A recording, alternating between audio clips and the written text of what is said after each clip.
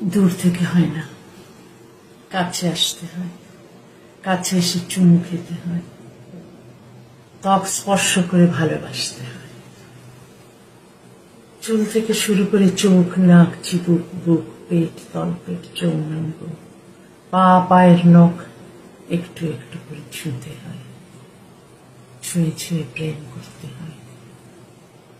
দূর থেকে হয় না, ফোনে ফেসবুকে হয় না। তার চেয়ে কাছে এসো, স্পর্শ করো। তোমার স্পর্শের অপেক্ষায় আমার সর্বাঙ্গ। যদি আগুন থাকতে থাকতে স্পর্শ না করো, যদি না তাপাও শরীর, না পোড়াও, না ভাঙো, উন্মাদ না করো, তবে আর এসো না।